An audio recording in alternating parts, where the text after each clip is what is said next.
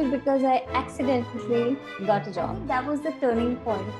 I cherish my time at Convergence a lot. Okay. Because first job is always special, right? A friend of mine introduced me to NLP. Okay. I wanted to step into a space of self-exploration, understanding myself a little better, increasing my self-awareness, and also work through some personal limitations that were holding me back at that point in time. Okay. So she introduced me to this thing called NLP, Neuro-Linguistic Programming. For me, it's like the most sacred institute. And my teacher was Ashlesh Rao. Hi viewers, welcome back to Simply Sashi channel. Thank you all for your overwhelming response to our Employee to Entrepreneur series, wherein we heard from Karthik Palniappan and Dharnish about their learnings, experiences, and success mantra. Today, we're starting a new series with this episode, and I name it Power of Stree. All of us have seen the power of Stree at home and outside in the form of mother, sister, wife, politicians, CEOs, colleagues, etc., etc. And we all respect their contribution at large. And some of us even have role models too. This series will cover the power of Stree amongst us, and this episode in particular is all about one such Stree, Punam Bhardwaj, who has made it big from a small town called Saharanpur in UP in the field of NLP. Let's hear her journey and quickly deep dive into understanding more about NLP and how it can transform lives.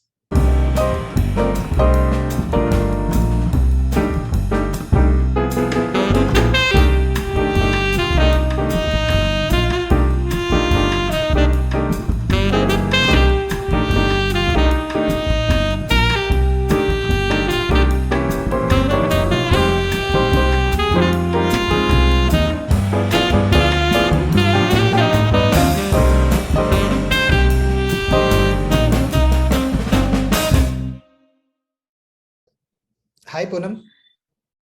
Hi, Shashi. Thank you so much for joining on the show. You're most welcome, and the pleasure is mine. Thank you for inviting me, Shashi. Punam, we want to see your journey from your childhood.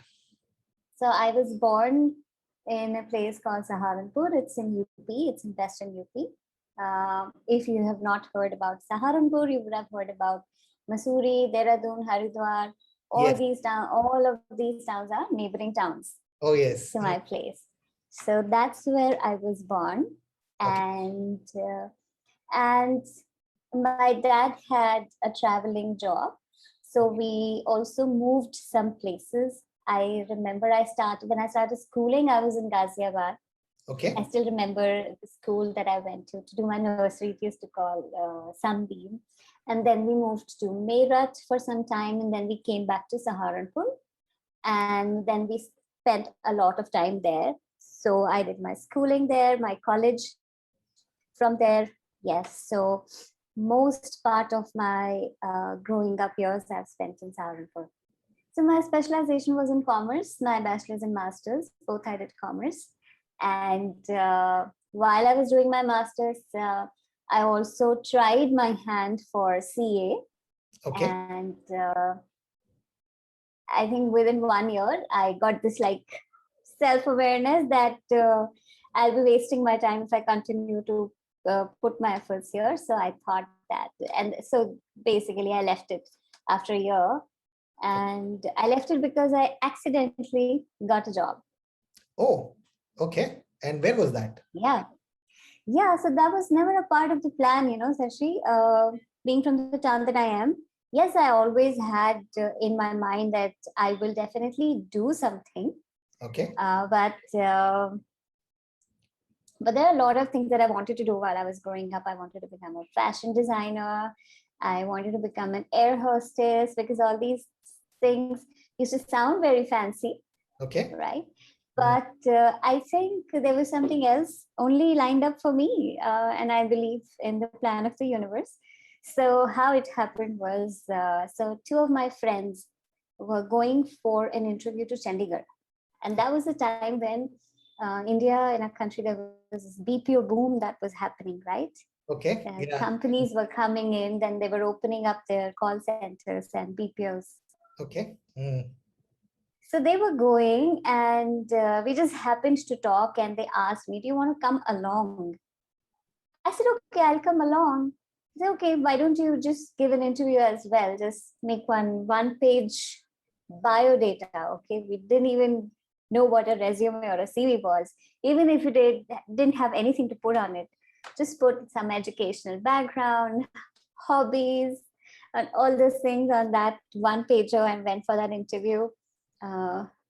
So I just went with them, and what happened was that both of those friends of mine, they didn't get through the interview. Okay. And I got selected. Oh, okay. And at the end of the day, I'm standing with that offer letter of intent. Yeah. Not offer letter. Letter of intent in my hand, and I'm wondering what just happened with me. Okay. And then I called my mom from there. I said, listen, I got this job. I don't know what to do with it now. Okay. She's like, okay, you come back, we will see what to do. And then I went back and we discussed it. And my dad, like I said, my dad was also traveling at the time, and he came back. And that's when we told him that this has happened. And we decided that we'll go ahead with it. It's okay, like for experience sake, we'll do it. It was in Gurgaon. The company was good. And for experience sake, I wanted to do it. And I moved to Gurgaon. Okay. And I think that was the turning point of my career, my working life. Okay. And everything else also is a part of it. I mean, your working life can't be separated from your personal life. So I will say that was one turning point for me, a big one. That's wonderful. Yes. Yes. So that's how I started working. Okay. So since how long you've been into corporate now? I started my career in 2004, Sashi. Okay. So let's calculate. I think it's 17 years now. Yeah, 17 years. And all through the life, it has been in BPOs or any other organizations that you've been part of? Yes. So I started with this organization called Converges. Then from Converges, I moved to WNS in Gurgaon. Okay. Then I moved to Pune. Okay. And there again, I joined WNS. And from there, I moved to Bajaj Allianz Life Insurance.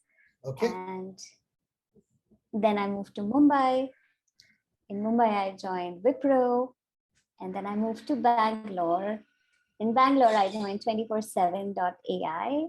And then I took a plunge and I left corporate for a bit. Okay. For almost 3 years, I went on a different journey. And before we move on to that different journey, okay, I want to just pause here and ask you a question. So we had so many companies you've joined, and I'm sure there would be one organization or two where you would still cherish those moments of working with that organization. Right. If I may ask, what was that and when was that? Right. In all my past organizations, I cherish my time at Converges a lot. Okay. And that because first job is always special, right? Okay. Okay. Yeah. So I really cherish my time, my memories, my team members. We are still in touch. Okay. So yeah, I really cherish that. And any learnings from that journey, in that journey? Yes. So my learning came through the feedback that I got from people. And the feedback that I got was that one thing that has helped me, because it was a culture shock for me. Coming from a town like Saharanpur, never have ever been exposed to that kind of an atmosphere, corporate life, Delhi people. And, you know, there is like a thing about how we know about Delhi people, right? There is perception. So anyway, I think what I was told that what has really worked for me is my flexibility, my openness to feedback, and my curiosity to learn what is new, to know more about what I don't know, and not really just stay rigidly in my own comfort zone that no, this is not how I have learned to do these things, so I will not really try anything. So I think I stretched myself to learn new experiences, and I think that's what helped me there. So how did you, sorry, I think there's some noise either here or there, I don't know. Parrots. You hearing? Oh, yes, a lot of parrots outside. Oh, There's a big, okay. big garden right outside. That is a noise I can't do anything about. Correct. Yeah, we can't control Nature, that. Mm. nature, yes. So how was that shift from Saharanpur to big cities? Could you adjust that? Yeah, at a corporate life, yeah, you talked about that, how you got feedback from your colleagues and superiors and got adjusted to that life. And how was it at a personal level? Oh, it was great at a personal level as well. I think that exploratory kida in me kind of helped me to adjust quickly, adapt, and create my space. Wonderful. So this was one turning point for me, what I told you, getting a job, right? Yeah. My second turning point came to me a few years back when I was in Wipro. And throughout my career, once I started working with Converges, within a few months, I started supporting the training batches. And that's where my love for training also started evolving. And since then, I have been actively involved only with learning and OD and training functions of different corporates. Okay. And so while I was in Wipro, a friend of mine introduced me to NLP. Okay.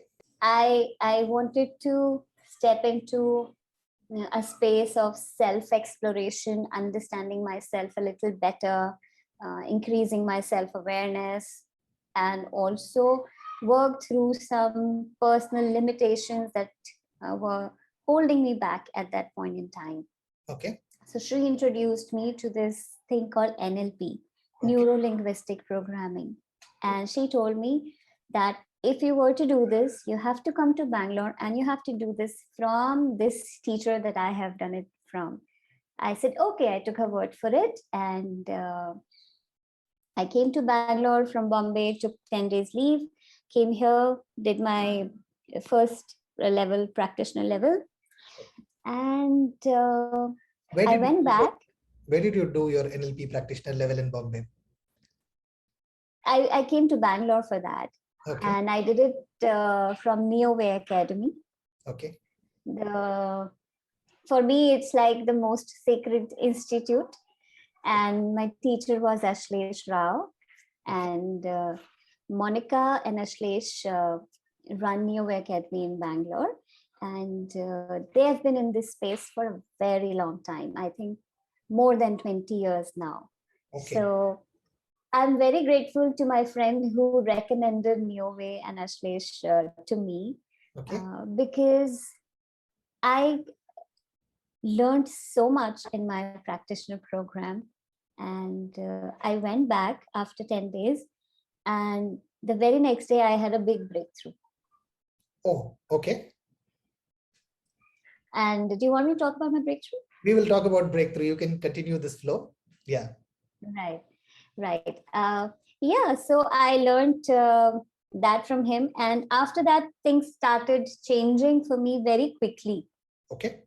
Right. So when I came for NLP and I was talking to Ashlesh also during my practitioner, I told him I want to, start my journey as a coach. I want to become a coach. Okay. And so he explained to me a little bit about the NLP-based life coaching, and there's a different ICF path as well. So I went back, and within 6 months, I had my coaching credentials in my hands. Okay. I got ICF credential by ICF as an ACC coach. And right the same year, I got a job in Bangalore and I moved to Bangalore. Okay. Now let's go back to that breakthrough moment. Right. So my breakthrough was in 2008. I was coming back from office. I was in Pune and I was in WNS. And I was coming back from office after doing a night shift in the morning. I was in my car and I turned my car, and it was an old car. It did not have a power steering. So I got distracted by my phone that was sliding because I turned very fast. Okay. And I forgot to kind of straighten the steering wheel back. Okay. And it hit the divider, and I had like this a very bad accident. My car was total. Okay. I was fine, but somehow that fear kind of set in. I couldn't sit and drive a car for the next 8 years until I did my practitioner. This accident happened in 2008. Okay. 2016, I did my practitioner. I went back. And the first thing I did after coming back was sat in my car and drove to office. Oh, that's wonderful. So that's the power of NLP, we can call it. Yes, because there was nothing else that happened, right? In 8 years that could have made me drive. And I remember reaching office, taking a picture, sending it to Ashlesh. See, I got my breakthrough. And yeah, so that's the power of NLP. And how did that happen? How did that happen? How could you take your car out after 8 years suddenly on one fine day and drove back? Right. So, Sashi, what happens is NLP is a subject that. So, what is the meaning of NLP? It's Neuro-Linguistic programming, right? Yeah. Which we believe that every behavior is a learned behavior.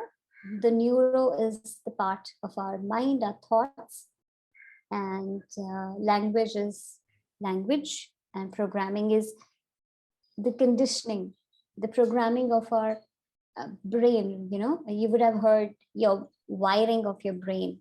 Okay. So you can call it anything. It's basically how we have learned to do anything and everything, right?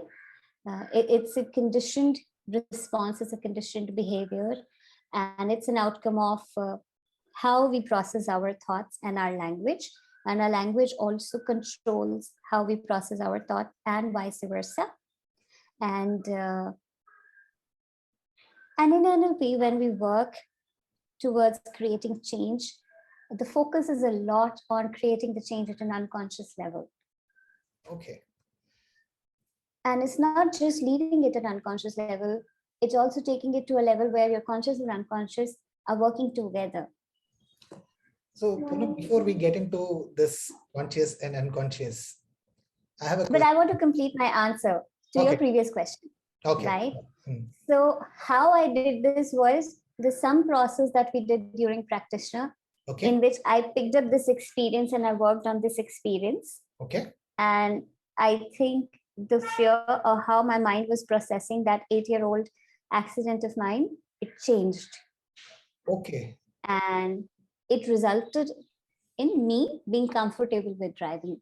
So you use that instance in your NLP practice session and change the future of it. Yes. The way you see it, the way you feel about it after 8 years completely changed. Am I right?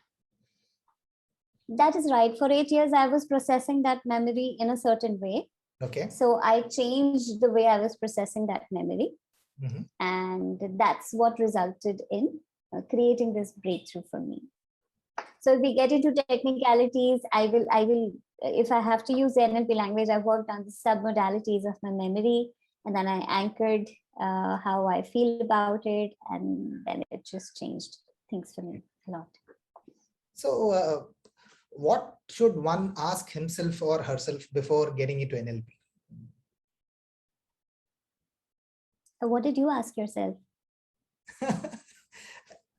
So that was different situation. I think it was in the month of October 2020, right?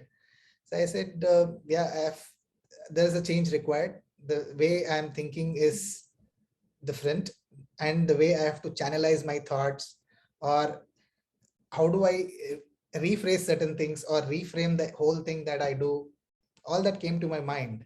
So I thought, okay, if NLP is the answer. And there was one instance, Punam, if you remember, we were part of one of the coaching sessions with Uday Kiran. And we both were put in a room where you talked about this NLP. Yes. And how it changed that person's life after your session with him. Then that triggered, that moment actually triggered me to get into NLP. I said, yeah, I think this is something that I will try, definitely. So I said, the first question that I asked was, yeah, do I need to? Will I be able to? If I get into that, what all will I do? So those are the three things that came to my mind. So as a coach, what is your perspective on this? Right. I think the first awareness that needs to come, Sashi, is that wherever I am I feeling resourceful, or am I going through some unresourceful thoughts, feelings, experiences that are keeping me stuck or not allowing me to realize my full potential? Okay. So that's the first awareness that needs to come. Okay. Once that awareness and acceptance has come that yes, there are a few things I would like to change. Okay. Even if I don't want to change, I would just like to know my options. And that's what NLP focuses on, that, and Ashlesh has always taught us that if you have one choice, you're stuck. If you have two choices, you may get dilemma. But if you have three or more choices, you have choices, freedom, flexibility. Correct. Right? So that's what is the purpose. In fact, you may not want to change, but you know that you have the options and tools and understanding of how to change. Okay. And after that, whatever questions you may have about NLP, you can ask any NLP trainer or any NLP coach. Okay. So in fact, you answered my next question already. So my next question was, who should do NLP? I think you already answered that now. Basically, basically the next question I have is, does NLP really work? Is the question that many people have. The person who has got into NLP, understood about, learned about that, might feel yes. Or maybe there would be certain percentage of people who have gone through this course or got practiced for few months or years, will also have that doubt somewhere in his or her mind, saying that, yeah, is this working? Am I able to do right things now? Am I able to change? Am I resourceful? Am I putting away my unresourceful thoughts? All that might also still crop up. Do you think so that happens? What happens? Do these thoughts come up? For a person who has already done NLP or a person who did not do NLP, the question was, does NLP really work? You want me to answer it in one word? Yes. Or you want a long answer? One word. Yes, it works. Okay. So now that it works, how does it work? What are the techniques that are being used in NLP? Right.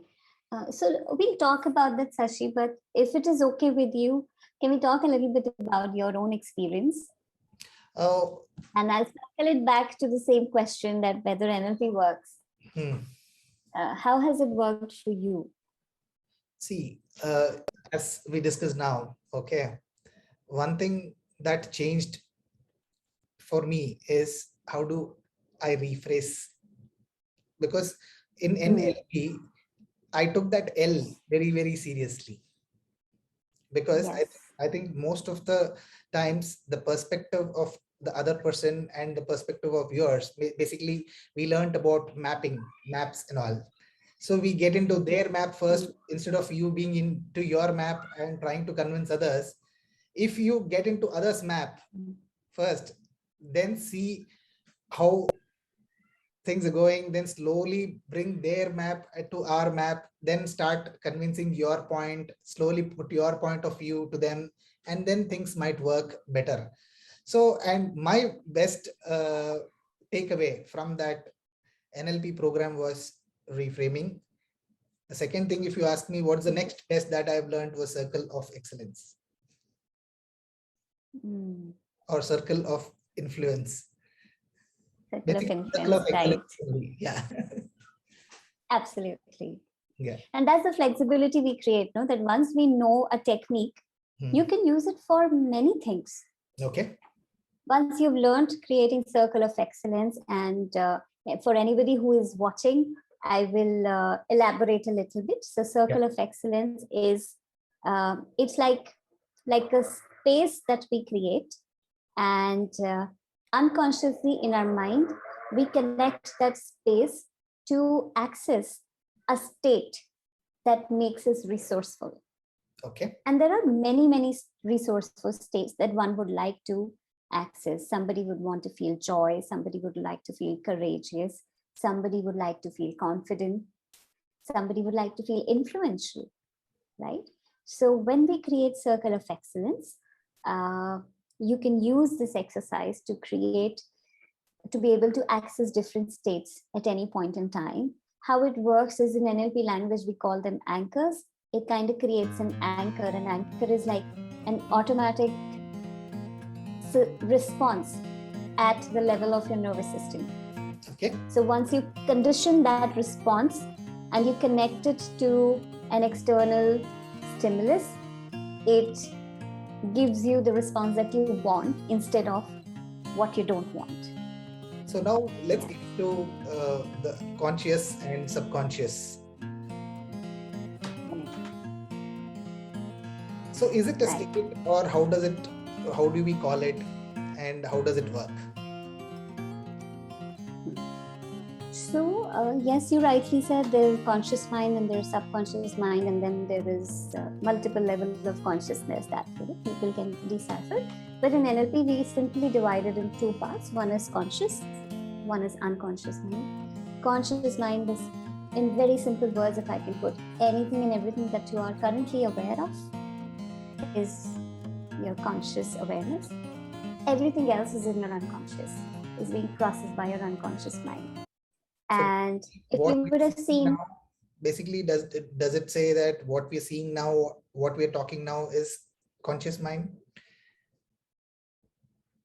Right. And while we are talking, you have no idea how much processing your unconscious mind must be doing right now for you. Okay. To make you smile, to make you feel a certain way, to give you any sensation if you're having in your body right now, to trigger an emotion, or making you see pictures in your mind unconsciously. All that is happening, and your unconscious mind is at work, and it is always at work. Okay. Right? And if you would have ever seen that iceberg model in your corporate life, where say, 5%, the tip of the iceberg is what we see, is our behaviors, our actions, our responses and reactions. Yes. And the 95% that is beneath the surface, under the surface, is our emotions, our belief systems, the values, our memories, language, our attitude. All those things work together to give that 5% responses. So what we can see. Okay. So that's how much lifting our unconscious mind does. Okay. That has and that's why it has a very important role. That's why NLP focuses on creating change at a deeper level, at an unconscious level, so that it becomes naturally a part of you and you don't have to really force it to happen. Definitely, it will take some attempts, conscious attempts from your side to do anything, because when we talk about conditioning or programming, right, how does it happen? By doing the same thing again and again and again. Yes. Right? And then it just kind of becomes a habit. Right. So that's how you condition your unconscious mind. And that's where the connection of conscious and unconscious comes in.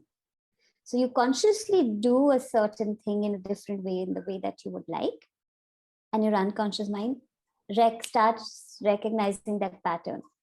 Okay. And you keep doing it multiple times, your unconscious minds start becoming comfortable with it. and then it just learns to do it, and then it just automatically starts giving you that response. How close is this to hypnotism? Well, I have not learned hypnotism or hypnosis, as you can say. I have not learned it yet. So I cannot comment on that. Okay. However, at a master's level in NLP, Okay. basically, so I will just speak about what I understand and what I think about it, Yeah, right? So we learn some processes, some techniques to work with our language better. As coaches, how can you help your clients?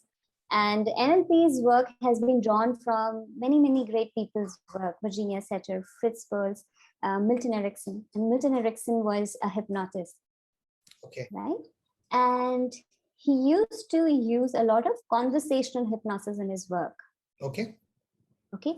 Just by talking to his clients, he was able to connect with their unconscious mind and create change. Okay. Yeah. So hypnosis, another word that comes to my mind speaking of hypnosis, is trance. Okay. Right. And when we are unconsciously doing something, we are doing it we are in a trance and we are doing it. Right. Now Am I able to break that trance and become aware of, okay, what am I doing and what can I change? Correct. Right. So yes, NLP and hypnosis, and a lot of people combine the two in their classes. Okay. If somebody wants to learn hypnosis, they can just go ahead and do that and add it to their toolkit. Okay. So now that you talked about trance, I think during our NLP sessions, there were multiple times we have gone through that trance. We have been into that trance state. Okay.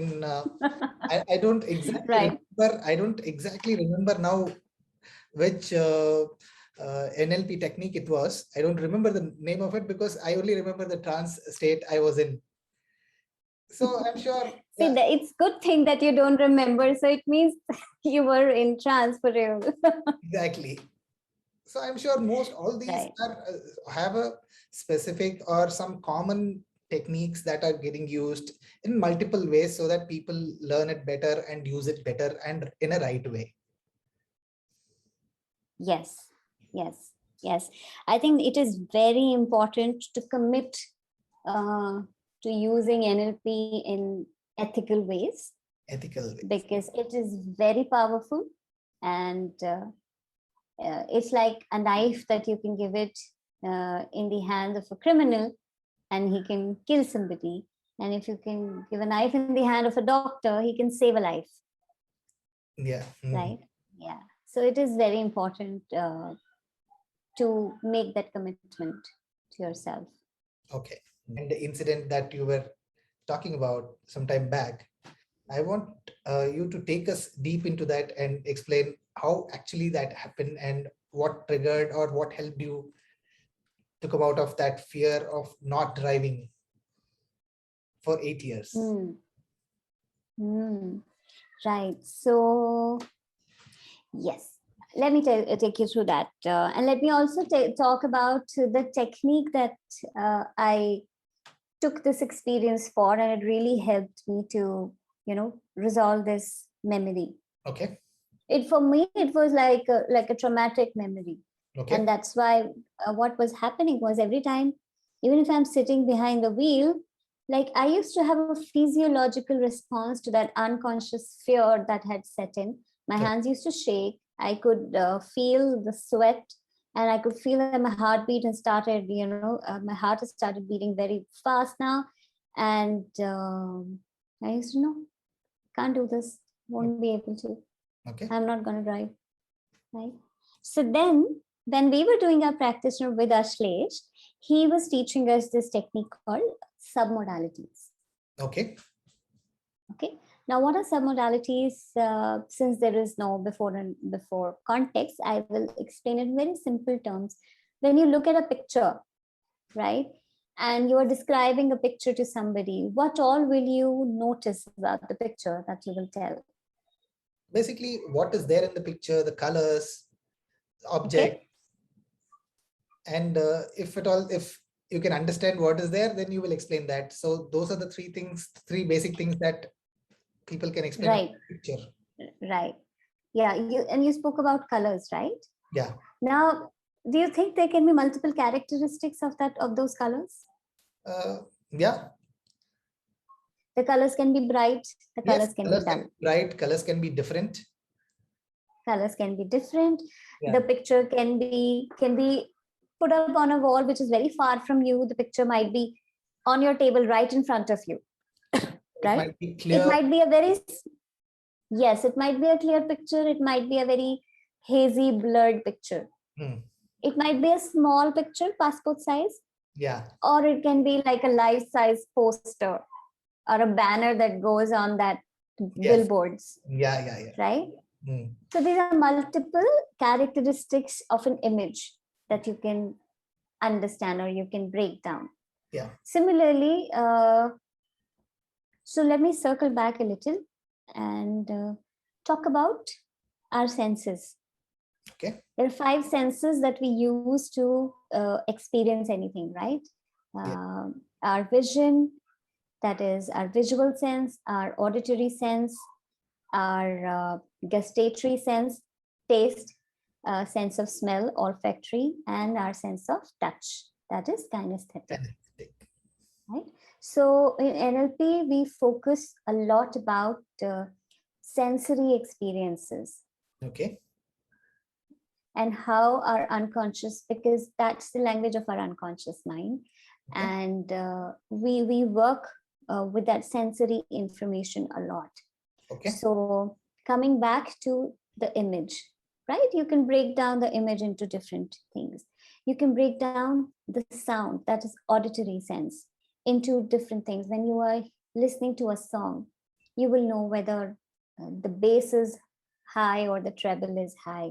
The sound is coming from far, or is it right in front of you, or is it like playing inside your head, right? Where is it coming from? Which direction the sound is coming from? Yes. What is the pitch of the sound? What is the tone of the sound? Right? Okay.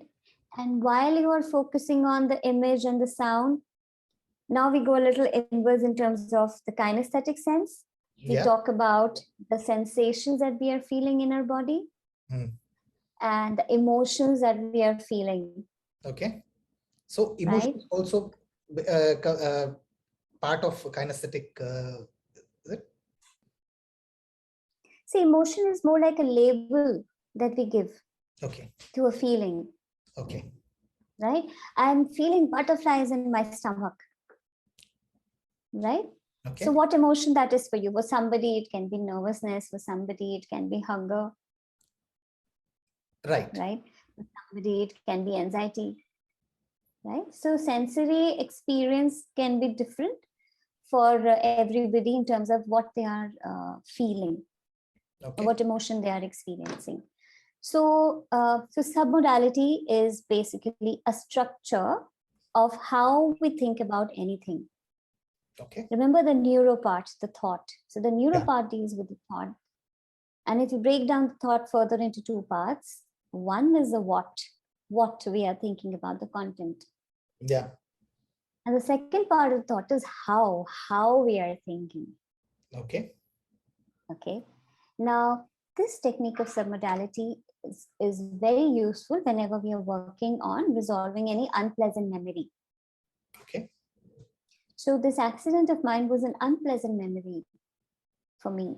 Okay. So when Ashlesh was taking us through submodalities, I took this experience, and how we do this is we first understand how our mind has processed or framed or has kept or has stored this memory in my mind. Okay. Right. For example, if I were to think about that accident way back, whenever I used to think about it, when I started paying attention, the picture was right here. Okay. And it was so close as if it was happening to me in that moment. Okay. And everything used to look very dark. And there's very loud thud sounds associated with that image because the car was hitting the divider. And there was very tense and panic and very tight feeling all around my face and my head. So that was my breakdown of my image, visual, auditory, and kinesthetic, right? Okay. The first, you get information in terms of where, how you have stored that experience. And then you start changing it. And that's where the power comes in your hand, because you can change it. Okay. Right? Oh. All you have to do is just okay, let's for anybody who is watching, we'll do it for a minute. Okay, now think about your favorite food. Okay. Okay, so while you're thinking about it, you can close your eyes, and as you close your eyes, just imagine about your favorite food and get a picture of it in your mind's eye. Yeah. And just notice if it is far or close. Are the colors bright? Can you smell your food? Is there any sound? If maybe it is still cooking, or if it is sizzling hot, can you hear it? And while you're thinking about it, is your mouth already watering? Right? Or are you getting the smell? Are you getting any sort of kinesthetic sensations along with it? Right? Okay, great. So now keep imagining that food of your choice. And in your mind's eye, I would like you to just push it far from you. Just push it far and push it as far as possible. So far that it becomes really small for you. That because when things are far, they appear smaller. Okay. Right? Mm. Right. And now while we're still looking at it, just drain the colors and make it black and white. If it was idli, then make it black. Okay. Because you will say, oh, it was already white. I've pushed it so far that I'm not able to see right now. Not able to see it right now, right? For anyone who can still see it, just take the colors out of the picture and make it black or white or something that you don't like. Okay. Right? Yeah. And now tell me, has anything changed about your experience of thinking about that food that is far away from you, that you can't even see it, and is really small in size? Yeah. There's no feel at all. When it was right here, it was like, I'll just take it and I'll just eat it. Yeah. When it is so far away from me, I may not even want it. Correct. Mm. Right? And that's the power of submodality, Sashi. And let me just extrapolate it a little. Okay. Okay. Yeah. The way we think about our memories, yes. Any unpleasant memory. Sometimes we're thinking about certain and we start crying for no reason. Mm. Because in that moment, it is so real. It is with me right here, right now. Maybe the memory is just so close to me. Exactly. Right? And similarly, as much as you can work with your memories, you can also work with your future, with your submodalities. Okay. Okay. We all have dreams. We all have goals. How we think about our dreams and goals and our future also kind of affects what kind of an action you want to take towards it. Okay. If you're thinking about a goal and in your mind's eye, it's like right there, like some 20 kilometers away from you. Yeah. And it's very small and it's very hazy. It's blurred. You can't even see clearly. Your body may not want to move towards it. So by using submodalities, you can enrich the picture of that goal. You can see yourself achieving that goal, make it bigger, bring it closer, and see that do you feel exhilarated when you see it in an enriched form? Do you feel excited to move towards it? Do you want to take an action towards it? Yeah. So This submodalities is a very powerful this process. reminds me of something this reminds me of something that I've learned in the book Secret by Rhoda Byrne. Okay. So where we practice something called vision chart. So vision chart is something that what are your goals for the future or what do you want in life? If you don't have it handy in front of you, you will definitely forget about that and you will not work towards it and achieve that. Maybe you might not achieve if your dream is like, I have to buy a Hummer. You might still end up buying a Audi or a Mercedes, if not a Hummer. But at least if you will start working towards it. Right. And can I tell you my view of secret behind the secret? Okay. I'm not saying that that's the only way. What are we doing by keeping it in front of us? At least, what do you think it is happening? Think of it from NLP lens. Yeah. What do you think is happening? Basically, these submodalities. See, it's a submodality. Basically, I've brought it close to me. It's not very far. Okay. At least I'm able to see in front of me, saying that, yeah, this is so close. Then I'm able to see very clearly. And I'm able to feel, I'm able to feel them. That, yeah, if I buy this car, if I buy this house, this is how it would be. This is how I would feel. This would be my experience. Basically all that. Yes. Super. And one more thing that is happening is that you're constantly connecting, having your unconscious mind look at it. Okay. Unconscious mind is picking that information even when you are looking at your system and that thing is right there. Your unconscious mind is able to pick that. Okay. And it is imprinting it in your mind at an unconscious level.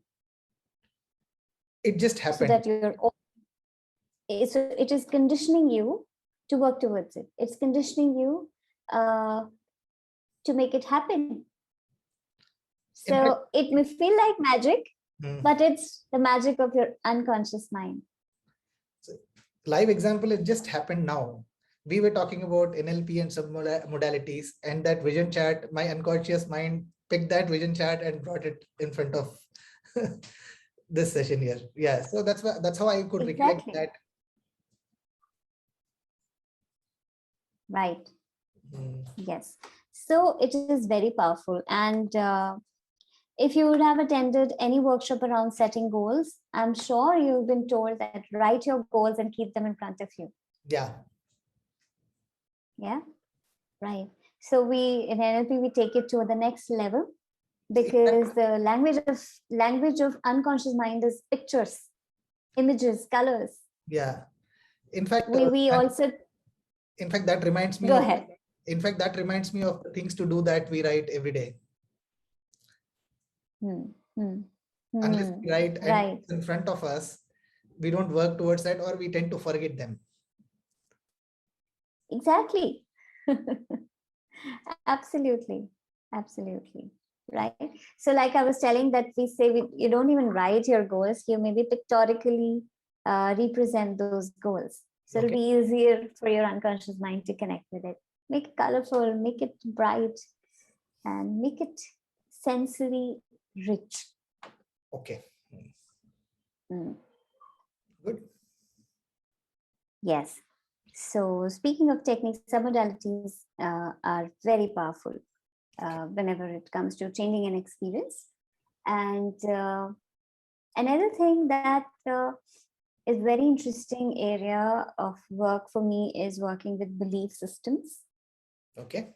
Right. So there's a program called Belief Code. And again, all the credit goes to Ashlesh for teaching me about beliefs and belief systems and how to work with that this program came to fruition. And in that, we only work with beliefs in different areas of our life. Okay. And how any thought, we always are thinking, right? The thoughts are always happening. You're right. Right. And anything that we will keep thinking about will start to feel real. And when we talk about belief, it's just a thought that feels certain, that we feel certain about, that seems true to us. That's belief. And believe it or not, believe it or not, speaking of beliefs, every action of ours is being driven by what we believe in. Okay. Right? If I believe that I can do something, I will give in my best efforts to be able to do it. If I believe that I cannot do something, I won't even bother to take an action. Right? So we have beliefs about our relationships, our work, our performance, our self-identity, and everything that controls our life. We have our beliefs about our health. Okay, you spoke about secret, right? Yeah. And I'm sure you can draw parallels about how much people believed in their well-being, how it reflected in their recovery process. Yeah. Right. So it's all about beliefs and power of beliefs. And one of the module that we cover in our program is beliefs. And one of the processes that we teach to be able to change belief system is called reframing. Okay. Yeah. That's also a very powerful technique. Yeah. So in fact, during our program, I've gone through this beliefs and reframing, and reframing is my key takeaway, or the best thing that I've learned was reframing. That's my favorite topic or the technique in that. Good. So before we get into that, would you talk about it? Before we get into that, Yeah. what is belief code and what is that it all about? Is it different from beliefs that is part of NLP? Yes. So beliefs that is part of the NLP Practitioner Program is a very compressed, short module that gives you a basic understanding of what beliefs are, how we create beliefs, and I teach this one technique to be able to work with beliefs. Belief Code is a full-fledged 2-day program that is structured around beliefs only. Okay, so we go through a process of first identifying the areas of our lives that are important to us currently. We identify the resourceful and unresourceful areas, and we also start looking at the beliefs that we are holding in these areas, right? And I also teach how can we identify our beliefs. How will I know that this is a belief that I'm holding? Correct. What is the difference between just having a thought or having a strong belief? Because if I'm just having a thought, it's very easy to change. Okay. But a belief is at a very strong core level. So it takes some work, some awareness to be able to reach that level and change that. So we talk through all that. It's a very conversational program. People bring in their situations, their experiences, and they challenge the process and they challenge themselves. They step out of the comfort zone. They allow themselves to be vulnerable. The group creates a very safe space for each other. And then we work, then once we have identified the beliefs, then we start working on challenging those beliefs and smashing those limiting beliefs. And then we move into creating a new belief system. How can we replace an old belief with a new one? And in this program especially, there's also a breakthrough process that I do with all the participants. It's, we call it tile break. And again, it's a gift from Ashlesh. Has been very powerful for me, has been very powerful for my participants that I did it with. And that's a very interesting program. So is this program an individual program or done in groups? This program is done in groups, Sashi. Okay. I have done it in the past for individuals as well, but then that's a blend of workshop and personal coaching. That's a longer 1-month program. I call it Belief Code Intensive. So that I used to do with individuals. So yeah, so speaking of beliefs, so I was working with a client more like a friend, and over a period of time, this person has developed a belief that they will never succeed in any business because of having experienced failures so many times. Okay. However, before experiencing failures, this person had a very, very flourishing business. Okay. Okay. Had a very special place in his industry and was known for his innovative idea that he launched, and it was very successful. And then due to circumstances, everything just came down. And after that, anything and everything that he started doing or tried to do failed.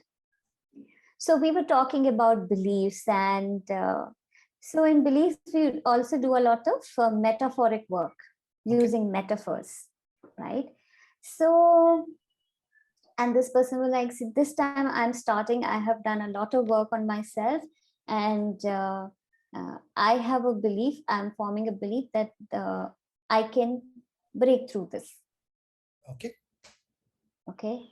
And the old belief was that I'm cursed. Okay. It was so deep and dark, that belief that was holding him back. So we took it a little metaphoric way, and he brought in a metaphor of a big rock. Okay. Okay, that belief of I'm cursed is like a big rock. Okay. And when he spoke about this new belief that I'm going to break through this, I said, what is this belief like? And he said, this belief is like a pebble.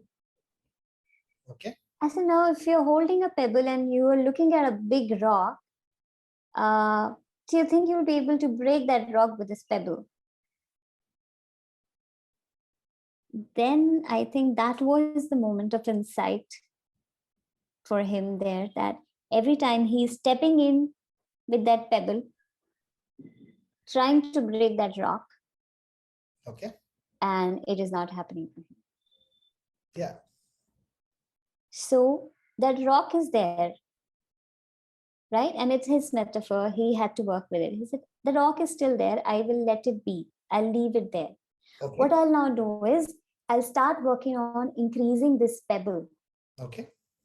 to a bigger rock, making it stronger and bigger than this rock, so that this rock starts looking like a pebble in front of this rock now. Okay. And so what happens, Ashish, it's also about, we also talk in NLP about focus, right? His focus shifted from looking at that old big cursed metaphoric rock to building on his present capability and working on this new belief that I can do it. He started focusing on that. And when he started focusing on that, he started getting more resources, internal, external resources. Everything started falling in place for him because the focus shifted, the belief shifted, and he has been doing some new things and been very successful in the past 2 years. In spite of whatever the lockdown was happening and everything. Oh, that's a wonderful story. I think that will inspire. And he's also using his unconscious a lot. Okay. We also teach how do you connect with your unconscious and how do you become aware of the communication of your unconscious mind. So he started practicing that a lot as well. So he's using a lot of NLP in what he's doing, and that makes me very happy. What is the role of, the results that he's what is the role of unconscious here? In terms of taking some decisions, okay, right, wrong, whether he wants to do it, he doesn't want to do it, and also conditioning his mind at an unconscious level, right? Getting rid of his unconscious fears and building more on his empowering belief system at an unconscious level, conditioning it. Okay. Yeah. Thank you so much for sharing that story. I think that would inspire many and understand the technique of how to get out of that big rock in front of them and create another bigger one against that. Yeah. Absolutely. And that's the part of unconscious. We don't even know how our mind has processed something. Okay.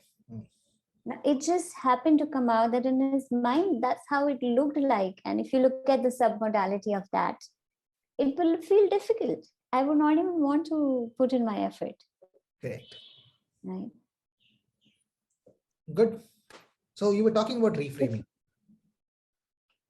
Yes. So reframing is also a powerful technique that we use. Like you said, you have used a lot of reframing. So it is all about shifting your perspective. Correct. Right. Why I believe something is because of the way I have been looking at it, or the way I have been thinking about it, or with the information that I have so far about it. How do I shift my perspective? Either I get more information, different information from what I have, or I look at it from a different perspective, or I look at it in a different context. Okay. Right? So, for example, if someone says that, I really didn't have a good education all my life. Yeah. Yeah. And is feeling unresourceful. And if the person keeps feeling this way, the chances are they will not even make an effort to change anything. Okay. But if the perspective shifts to, let's say, hypothetically, well, I haven't had any education, but I have a lot of life experience. I have learned everything on my own, and I have come this far. Right. Right. So I feel the experience will shift of the person. I feel that their state will be different, their state of mind will be different, and they will be in a different place to look at their situation. Okay. Great. So NLP talks a lot about being in resourceful state of mind or unresourceful state of mind. And reframing focuses a lot on shifting perspective toward a resourceful state of mind. So thank you so we much. Always say that there are two sides of a coin. So reframing is like that. Can we look at the other side? Correct. Right side. Super. So thank you, Punam, for sharing the techniques of NLP. How long does it take for somebody to become an NLP practitioner?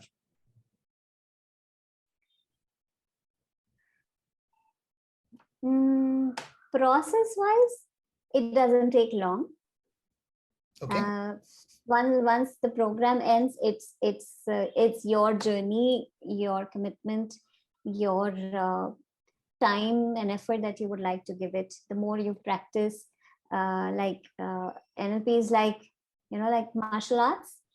You can watch the video, you can read about it, but unless you experience it or practice it, you won't be able to make much progress. You won't get better at it. So as far as the practitioner program is concerned, my practitioner program is 45 hours of online classes. Okay. Which happen only on weekends, Saturday, Sunday. And once the online classes end, I give an extended support of 1 month. When the people go back, they take some mini projects, and we get together for an hour to take any questions, sharing of insights, celebrate wins. And for 1 month, we do that. So you can say it's a 45 hours of classroom commitment, and after that 1 month of your practice and your goals and your projects. Okay. So when did Ikigai Tales happen in your life? So I told you, right? I took a plunge and went on a different journey. So speaking of Ikigai Tales is it's not a company or anything. It's more like a concept where it is all about creating experiences or creating stories, the tales of transformation, tales of finding the purpose, tales of getting people out of their bed in the morning to do something that they love to do, to feel good, to feel empowered, to feel powerful, to feel resourceful every day. That's the whole intent and my intention of still being in this area and continue to do this work of creating transformation. My mission or intent is to have as many people as possible learn about NLP, bring NLP in their life, because it is not like a methodology or tool for me. I think it's the way of experiencing life on a day-to-day basis, right? And creating those resourceful moments on a day-to-day basis, because there is so much that has happened, especially now more than ever. We need this power to be able to pick ourselves up and look in the direction of a resourceful future. So Punam, we are into the final session of this episode, and it's a rapid fire session. Okay, go ahead. I'm always ready. One moment from your childhood that still gives you high. Yeah, that's very easy. So in one of the 15th August celebrations, I was asked to participate in a fancy dress competition. And I played the role of Indira Gandhi. And I was dressed up and painted that white patch of hair and everything. I went on stage and I was speaking that every drop of my blood dialogue. And while I was speaking that, I don't know what took over me, and I felt like I'm there, like I am her, and I had goosebumps while I was saying that dialogue, and I won first prize for that, so that still stands out for me. Very good, very good. So, yes. What's that moment which still recounts in your NLP journey? So I'll speak about my journey as a trainer, as an NLP trainer, because there's my NLP journey as a student and then as a trainer. Any journey? The day I concluded my first workshop, that was the belief code. That was my first belief code program. The day I concluded that, it just stays, and it will always stay. Okay. One word about Ashlesh. One word about Ashlesh is very difficult. But what I would like to tell you about him is that his presence is very important for me, and it is always there. So I have anchored his presence with me in a way that whenever I'm coaching, teaching, training, I can feel his presence. I can feel that, he's guiding me through it. So that is one thing that I would like to share. The next question will put you in a fix. Your favorite NLP? Try me. What do you want to hear, Sachi? Do you want me to say it's your batch? No, that's not what I wanted to hear. Right. Well, I've had a very different experience with every batch, and the secret is I don't create the batch. It's the participants who create the batch, who create the essence of that experience. It's what they bring to the table. I work with that. So every batch is very different. Okay, so every batch is your favorite batch. Every batch is my favorite batch. Oh, that's a wonderful answer. Yes. So there's no heartbreaks for anyone here. Not at all. Chance ही नहीं है. One last question. When are you starting Yes. your NLP Masters program? Oh, master's program. Well, it's work in progress. Okay. Definitely soon. And practitioner also is going to be happening very soon. So I cannot share anything about the dates right now. Nothing is formed up, but you can be on the lookout, and you'll be one of the first few people to know, as always. Yeah, sure. Right? Yes. So yeah, we have come to the end of this episode, Punam. Okay. It was nice. It was wonderful. It was so fluid. It was lovely talking to you after not very long, but like this after a long time. So, and thank you so much for having me over for your shows, Sashi. I thoroughly enjoyed. And all the best to you, all the best to your audience, all the best to your channel, all the best to Simply Sashi. Thank you so much, Punam. It was nice having you on this channel, and it was fun. It was informative, and it was a 360-degree thing that we covered here. Thank you so much once again for joining. All the very best to you. You're most welcome.